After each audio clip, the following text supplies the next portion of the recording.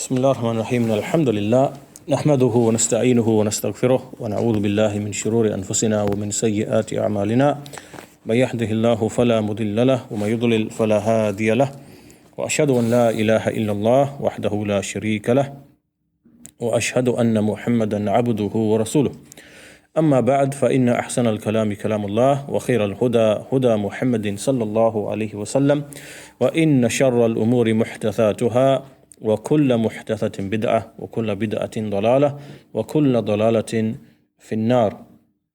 Our topic today is a continuation from the previous lesson where we were speaking about the topic of specifying a person as being in paradise or in hellfire.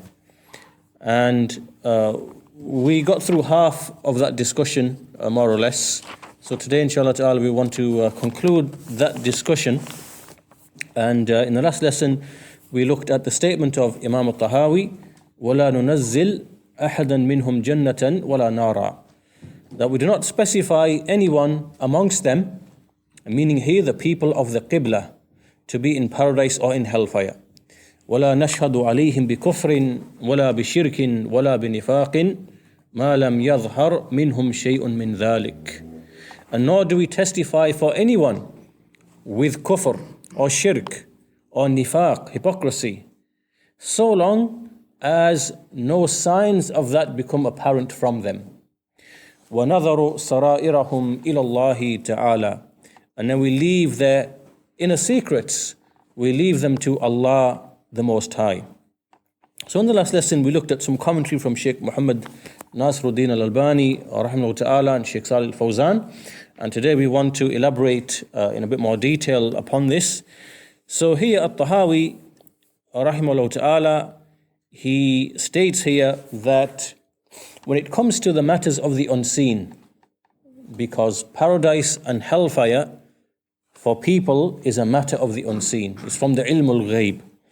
And so in this topic, Ahlul Sunnati wal Jama'ah, they only follow that which the Quran and the Sunnah of the Messenger of Allah have pointed to, because it's from the ghayb, it's from the unseen. We can't know this unless and until Allah subhanahu wa ta'ala informs us of that, or the Messenger informs us of that. And so this follows therefore the general principles that we see in the Quran regarding ilmul ghayb, knowledge of the ghayb. And so from those verses which relate to this is the statement of Allah subhanahu wa ta'ala, وَلَا تَقْفُ مَا لَيْسَ لَكَ بِهِ عِلْمٍ إِنَّ السَّمْعَ وَالْبَصَرَ وَالْفُؤَادَ كُلُّ أُولَٰئِكَ كَانَ عَنْهُ مَسْئُولًا. Do not pursue that of which you have no knowledge. Indeed, the hearing, the faculties of hearing and seeing, and the feelings of the heart, the senses, all of that will be inquired into. All of that will be inquired into. Surah Al-Isra, Surah 17, verse 36. And likewise the statement of Allah subhanahu wa ta'ala, وَأَن تُشْرِكُوا بِاللَّهِ مَا لَمْ يُنَزِّلْ بِهِ سُلْطَانًا وَأَن تَقُولُوا عَلَى اللَّهِ مَا لَا تَعْلَمُونَ. Speaking here about the things which are prohibited, that you associate partners with Allah in that in which He gave no authority, and that you say upon Allah, that you say about Allah that which you have no knowledge of. So here Allah subhanahu wa ta'ala, He made haram, He made it unlawful for a person to speak without any knowledge. So therefore, when we say that so-and-so is in paradise, so-and-so is in hellfire, so-and-so, what we are really saying is that Allah will not forgive so-and-so. If we say that he's in the fire, we are basically making the claim that Allah will not forgive so-and-so. Or we are saying that Allah has forgiven so-and-so when we make a claim that someone is in paradise. And these types of things are, again, this relates to the attributes of Allah subhanahu wa ta'ala, relates to His mercy, relates to His will. And these, we cannot pass judgment on these types of affairs because it is from the knowledge which is with Allah subhanahu wa ta'ala. So, in light of this is a firmly established principle with Ahlul Sunnati wal Jama'ah, that we do not specify any person to be in paradise or in hellfire because it is from the affairs of the unseen. And this is because the people of the Qibla, the people of the Qibla, those who are Muslims, then sometimes they could be punished, sometimes they can be forgiven. Allah punishes whomever He wills, rewards whomever He wills, forgives whomever He wills, shows mercy to whomever He wills. All of this is in the ilm of Allah, and we do not know that until Allah informs us Himself. So therefore, Ahlul Sunnah, what they do is they make ittiba of the nas, of the text. We follow the text. And this is just a general commentary upon this passage. This is just a general observation, general commentary. And in this, we differ from the sects which have gone astray, from the Khawarij and the Mu'tazila and others who deviate in this field, and they oppose the qawaid, the principles of Ahlul Sunnah. So this is just a general observation about the statement. Now we go into some of the masail, some of the specific issues. So the first issue is, what we gather from the statement of Imam al-Tahawi, is that his speech is in the context of the people of the Qibla. People of the Qibla. He said, وَلَا نُنَزِّلْ أَحَدًا مِنْهُمْ. أَحَدًا مِنْهُمْ. That we do not place any one of them. And in the context of this speech, previously we were speaking about the Ahlul Qibla, the people of the Qibla. So here, when he says what he says, that we don't specify anyone to be in paradise or hellfire, he's speaking here about the people of the Qibla. Because the people of the Qibla, apparently we see from them Islam, and we know that in the Quran and the Sunnah, Allah has promised a Muslim paradise, and He has threatened the one who disobeys from the people of Islam to be in the fire. So this speech here is about the people of the Qibla. It is specifically about the people of the Qibla. So whoever dies from the people of the Qibla, we don't say he's in the fire, nor do we say that he is in paradise, until and unless the Messenger specifically has stated so. Now here the Shaykh begins to discuss an issue about the people of disbelief, the kuffar. Does this apply to the kuffar? And this is something that was raised in the previous lesson in the question at the end. And what we find is that amongst the ulama, amongst the scholars, there is a difference of opinion. We find some of the scholars, like Sheikh Ibn Baz, Sheikh Salih al-Fawzan, and likewise Sheikh Ibn Uthaymeen, and many others, they say that this actually is general for everybody, Muslim or non-Muslim. This is a general ruling that we do not say about any specific person who dies from the Muslimin or the kuffar that he is in paradise or in hellfire. And there are other views. There are other views which are held by some of the other scholars, which is the view expressed here. Likewise, some of the other ulama hold this view as well. And they say that a person who is a kafir, a Nasrani, a Yahudi, a mushrik, an idol worshipper, then anyone who dies upon that and it is witnessed from him that he dies upon that, then it can be judged and testified that this person is a person of the hellfire, because he died upon kufr. He died upon kufr. And the evidence which is used, and we find that this is found in some of the speech of Shaykh al-Albani rahimahullah as well, the hadith in which the Messenger said that whenever you pass by the grave of a kafir, فَبَشِّرْهُ بِالنَّارِ, give him glad tidings of the fire. Give him glad tidings of the fire. And so this hadith is used as a basis for that view. And then the Shaykh says here that in general we see the principle that a Muslim in general, he's promised with paradise. And that's the general asl that we work upon. And a kafir, the general asl, the general principle is that he is in the fire. And that's the general principle that we work upon. And so on that basis, when we see, and this is what some of the ulama, they explain, that when we know a person to be a kafir, and at the point of death he dies upon his kufr, and we witness that he has died upon his kufr, then it can be testified that this person is in the hellfire. So that's another view. As I said, this is an issue which is differed upon amongst the ulama, and there are a number of different considerations. Sometimes when you learn of a kafir, he's died, and you're not present, there are many scenarios and situations that can be there. Maybe the hujjah has not been established upon him. Maybe, Allahu alim, the shubha and the the hujjah hasn't come to him in a way that would be established upon him. There are a number of things, scenarios, which would prevent a person from making an absolute judgment that he is definitely and most certainly from the people of the fire. And that's why you see amongst the ulama who are those who take this stance, like Ibn Uthaymeen, Fawzan, Ibn Baz, and they said this is general, we apply this to everybody, Muslim or non-Muslim, who dies. Anyway, that's the first issue. The second issue is that why do we hold this position? What is the basis for us holding this position? It is because we venerate Allah subhanahu wa ta'ala and His attributes, the sifat of Allah subhanahu wa ta'ala, and we don't delve and start disputing into the matters of the unseen. And there are a number of different viewpoints. There are 2 or 3 different viewpoints that the scholars have held when they implement this principle about how do we speak about the people who die. There are 3 broad positions. The first position is those who say that we will not speak about any person at all. Absolutely, whether he's in paradise or in hellfire.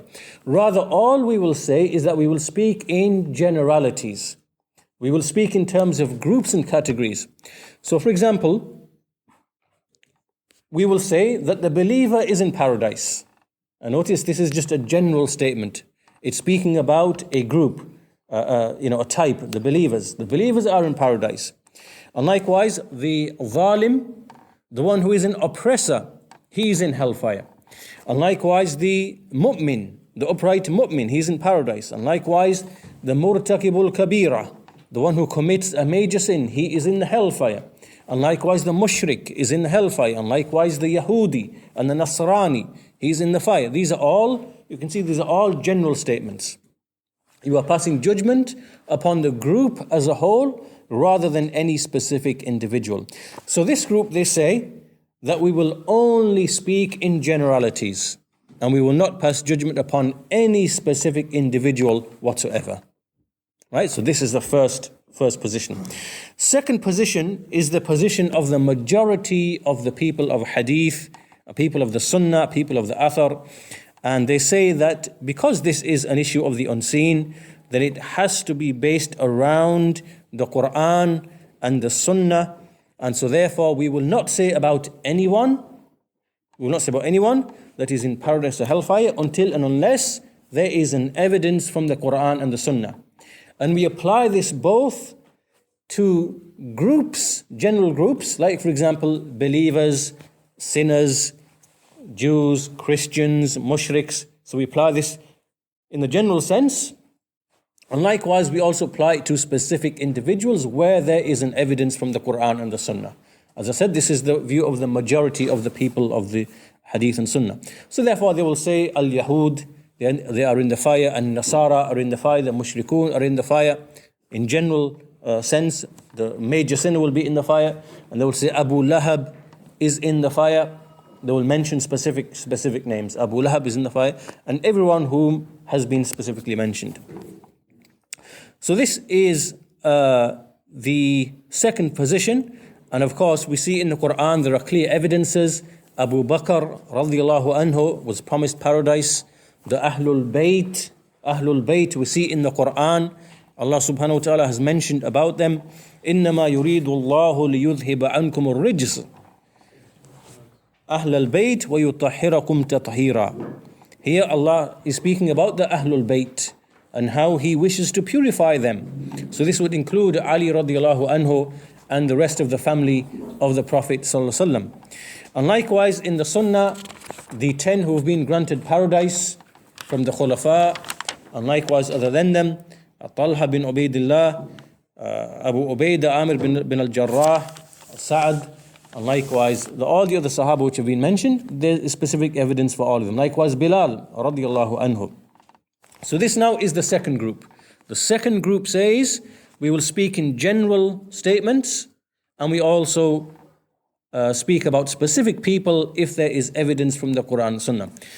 The third statement, the third position, which is held by some of the scholars, it is whatever is in the second position, So whatever the second group says, we speak in terms of the groups and the specific individual. Then they add something else on top of that. And they say that when we find that the people in general, they witness for a specific person, that he is a person of paradise or a person of the fire, then that can be used to make the shahada. That can be used to make the testimony that this person is in the fire or in paradise. And this is a view that you find from Shaykh al-Islam Ibn Taymiyyah rahimahullah ta'ala. It is also narrated by Imam Ahmad. And the evidence that they use, the evidence which is used for this, is that once the Messenger of Allah, a janazah was passing by, and when the janazah passed by, he said, wajabat, which means it has become obligatory. And then another janazah passed by, and then he said, wajabat. And in fact, what happened is that in the first janazah, the Sahaba, radiallahu anhum, they praised the janazah that was passing. And then the Messenger said, wajabat. And then the next janazah passed by, and they spoke ill of the person who went by. And so he said, wajabat. So then they asked, what has become obligatory? And so he said, that one you praised with goodness. So paradise became obligatory. And that one you praised with evil. You mentioned with evil. And so that one becomes, the fire becomes obligatory upon that one. You are the witnesses of Allah upon the earth. So using this as an evidence, the view is that anyone who becomes famous, known and established, and the large number of people, they say that this person is in paradise. So for example, Imam Malik, Imam al-Shafi'i, Imam Ahmad, and many of the notable, famous scholars of Islam and the Sunnah, Ahmad, Bukhari, Muslim, and so on and so forth, then they say that this is also something which is acceptable. However, the most correct position, the most correct view is the second view, because then these hadith can be explained. There are explanations for this hadith and other similar hadith, and the explanation revolves around the fact that this is a type of shafa'ah.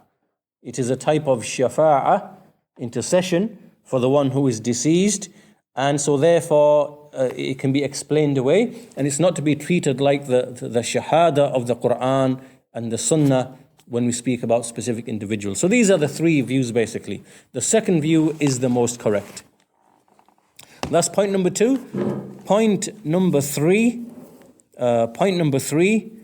is the same point that we mentioned before, that when we speak of the jins or the naw', when we speak of the group, or speaking of the group, so we say, for example, the zalim is in the fire, or we say, the obedient one, al-muti', he's in paradise. And so here we can speak in these general statements, general judgments, and we are speaking here of the one who dies upon obedience, or the one who dies upon dhulm, because the whole issue is centered around what does a person die upon. Right, so you got that point, yeah? That when we are passing a judgment, it is upon what a person dies upon. Why is this? This is because in the hadith, in Al-Bukhari and others, the Messenger, he said that a man he does the deeds of the people of paradise until there is between him and between paradise an arm's length. So the book overtakes him, and he does the actions of the people of the fire. And so he enters the fire. And vice versa, that a person does the deeds of the people of the fire until there is between him and it an arm's length, then the book overtakes him, and he does the actions of the people of paradise, and so therefore he enters it. So when we say that we do not testify for anyone with paradise or hellfire, it is on the basis of what he dies upon. This is because the whole of his life could be, for example, righteousness, and then he dies upon evil. And the whole of his life could be evil, then he dies upon righteousness. So when we are speaking of this principle, it is in relation to what he dies upon. That's what it is in relation to. And so this is the third principle, or the third point. The fourth point is that this goes back to something we mentioned earlier, that the one who is a righteous person, we have raja, we hope for this, this righteous person, and the one who is a sinful, disobedient person, we have khawf, we fear for that person. And this is because the people of the sunnah, they are people of rahmah, they are people of mercy, and this is because the Prophet sallallahu alaihi wasallam, he was sent as a mercy to this ummah. And so the people of the Sunnah, they inherit that mercy from the Messenger Muhammad sallallahu alaihi wasallam. So for example, they are merciful to the righteous people. When the righteous people die, the people of ihsan, they are merciful to them because they make dua for them. They make dua to Allah to accept from them and to pardon them and to forgive them. And likewise, they are merciful to the sinful people, because when the sinful person dies upon sin, they make dua to Allah and they make istighfar for that person, they ask Allah to forgive that person, and likewise they perform the janazah upon that person. All of these are from the rights of the Muslimin. So this then is from the rahmah, from the mercy that Ahlul Sunnah have towards the sinful and the righteous people from the Muslim Ummah.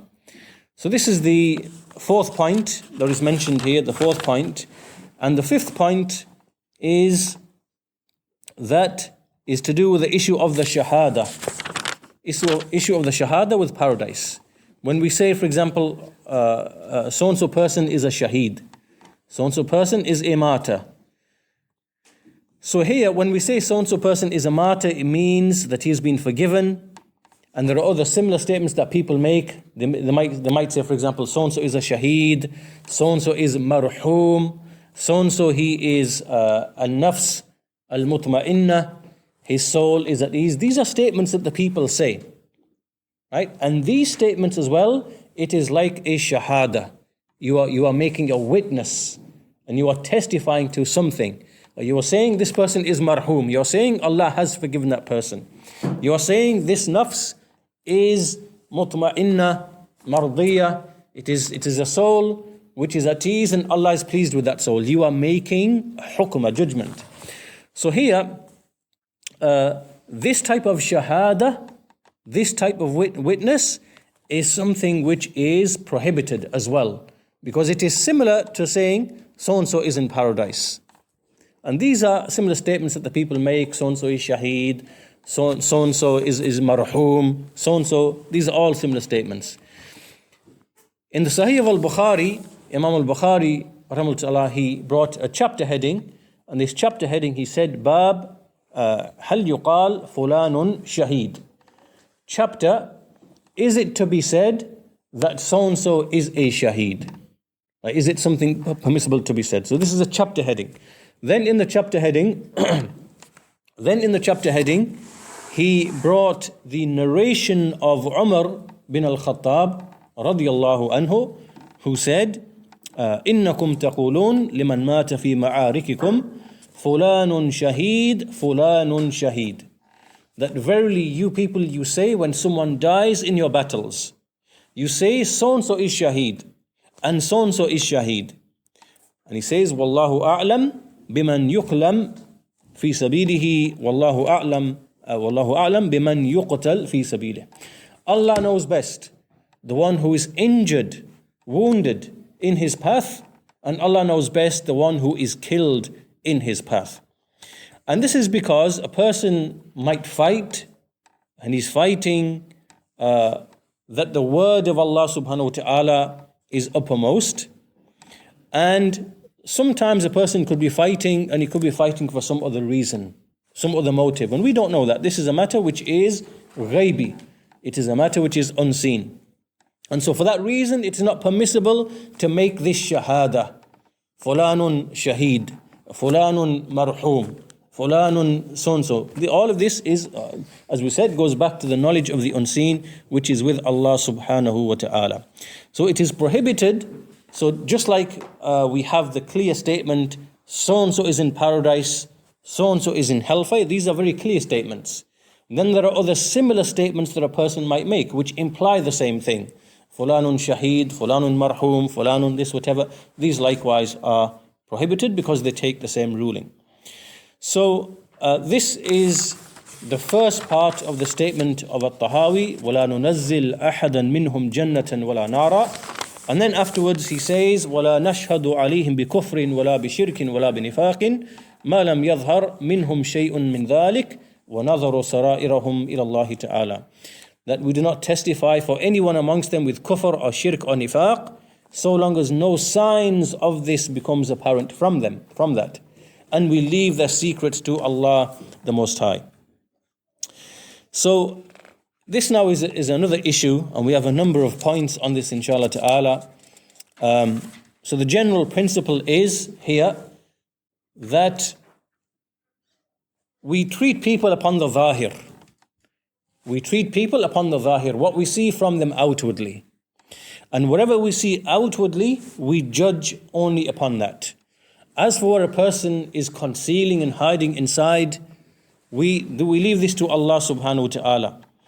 And if a person, he openly brings out something which is shirk, or he brings something which is kufr, or he brings something which is from nifaq, or he brings something which is bid'ah, which is something which is innovated in the deen of Allah subhanahu wa ta'ala, then we have an apparent outward sign which we can make a testimony based upon that.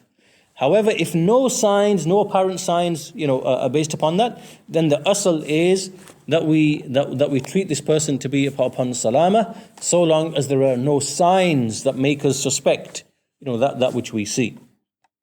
So here there are a number of points. There are a number of points from the statement of Imam At-Tahawi. The first point that we take from this is that the people of the Qibla, those people who ascribe to Islam, the people of the Qibla, we believe that in a single person there can be iman, something of iman, and something of kufr. And there can be something of Islam, and there can be something of shirk. And there can be something of obedience, ta'ah, and ma'siyah, which is disobedience. And likewise, iman and nifaq. In other words, a single person can have these different qualities and traits and characteristics. This is the position of Ahlul Sunnati wal Jama'ah. This is established from the belief of Ahlul Sunnati wal Jama'ah. So, for example, a person in his asl, he can be a believer.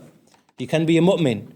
And then he can have certain qualities and traits which are from the traits of kufr. It does not expel him from the fold of Islam, but these are traits, these are the attributes of kufr. By way of example, there are many ahadith which establish that certain actions are the actions of the kuffar. And a Muslim, he can share with the kuffar in those actions, even though those actions will not take him outside the fold of Islam. As an example of that, fighting a Muslim, qitalul Muslim, kufr. Fighting a Muslim, killing a Muslim is kufr. And likewise, as the Messenger said in hadith, that there are two things amongst the people which is disbelief. And it is speaking ill about your genealogy, reviling your ancestors, speaking ill about them. And secondly, wailing over the dead. These are the qualities of the kuffar. And so a Muslim who falls into these qualities, then he shares with them in the qualities of kufr, even though he does not become a disbeliever. So, in other words, the asl, a person can have Islam and Iman, and he can have alongside that something of the traits of kufr. Likewise, he can have something of the traits of nifaq, of hypocrisy. When he speaks, he lies. When he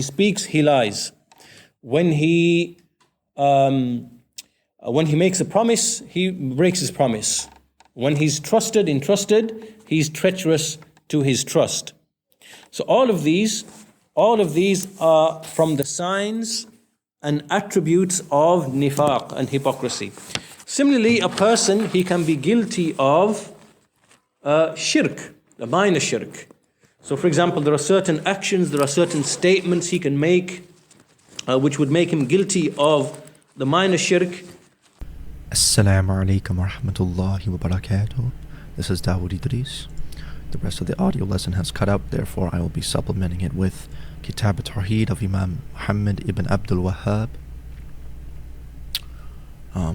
with the explanation of Al-A'lama Shaykh Ahmad ibn Yahya al-Najmi rahimahullah, with added notes from Abu Khadija.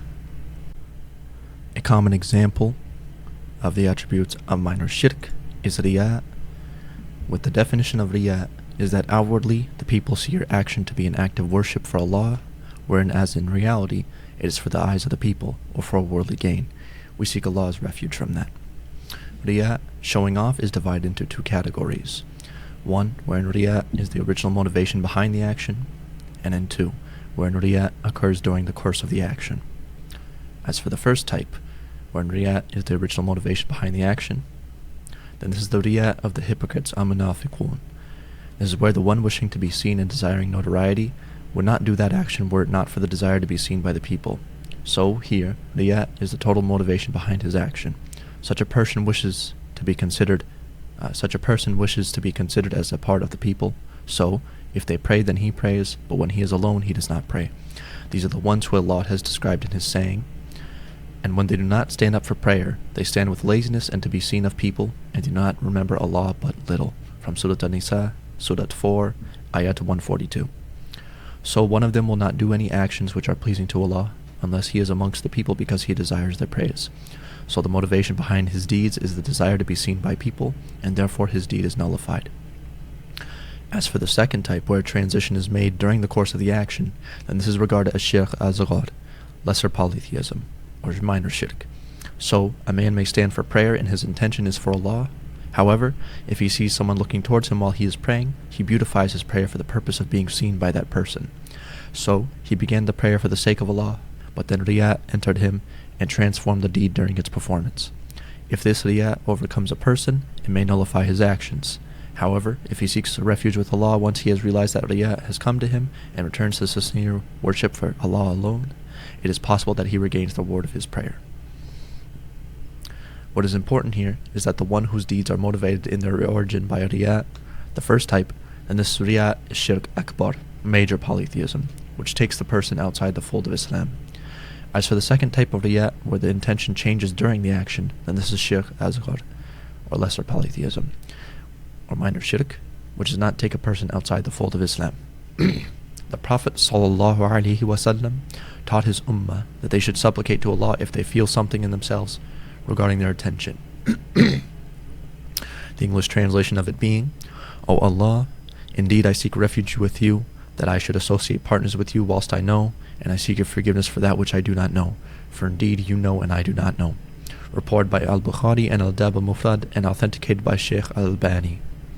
Likewise, a person can also supplicate with the following dua: O Allah, knower of the unseen and the evident, creator of the heavens and the earth, the Lord of everything and its King, I bear witness that none has the right to be worshipped except you, and I seek refuge with you from the evil of myself and from the evil of shaitan and his shirk, or that I should commit a sin against myself, or that I should commit a sin upon another Muslim. Reported by Abu Dawood and At-Tirmidhi, authenticated by Shaykh Al-Albani. Another supplication is as follows: O Allah, inspire me with guidance and protect me from the evil of my soul. Reported by At-Tirmidhi, and Shaykh Al-Albani declared it to be weak in Al-Jami' As-Saghir. There's also the Hadith Qudsi, the words of Allah, that is in this chapter itself, where Allah, the Most High, said, I am free of any need for any partners. Whoever does a deed whilst associating another with me in worship, then I will abandon him and his shirk. All these ahadith call the worshipper to have ikhlas, or sincerity in his deeds for Allah, the Most High. Similarly, we have the saying of Allah, the Most High, say, I am only a man like you. It has been revealed to me that your God is one God. So whoever hopes for the meeting with his Lord, let him work righteousness and associate none as a partner in the worship of his Lord. From Surah Al-Kahf, Surah 18, Ayah 110. Therefore, for an action to be righteous, it must be done sincerely for Allah, and he should not associate in the worship of his Lord anybody else. That which encourages a person to establish tawheed and make his deeds upon ikhlas, sincerity for Allah alone, is that he realizes that the people watching do not have any reward to give him. They cannot give him anything. Nothing is in their hands.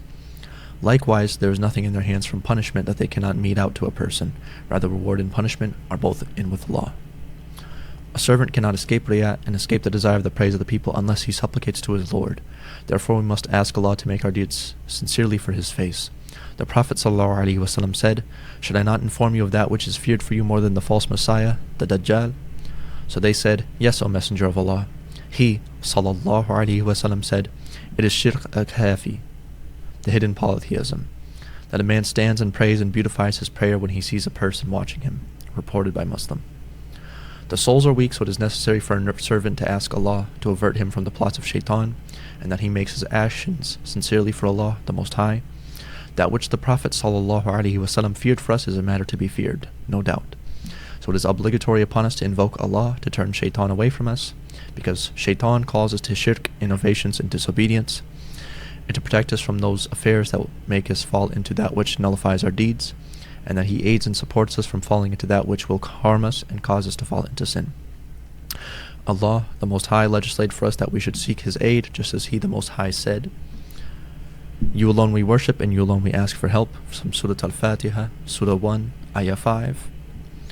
We are not able to avert shaitan from ourselves except by asking Allah to protect us from his traps and by seeking His aid.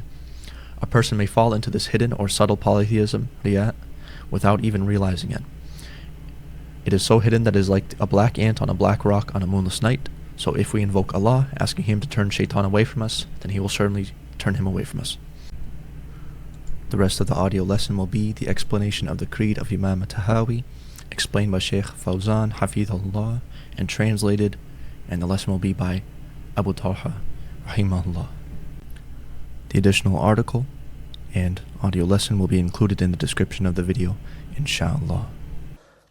And as for a final point, point number 155, that Tahaawiyyah rahimahullah said, وَنَذَرُوا سَرَائِرَهُمْ إِلَى اللَّهِ تَعَالَى, and we leave their hidden secrets to Allah the Most High. Shaykh Fawzan said, with regard to the Muslims, we leave their hidden secrets to Allah the Most High. Shaykh Fawzan said, we have good thoughts about them, and their hidden secrets are for Allah the Most High. We have not been made responsible for investigating into the people and their conditions.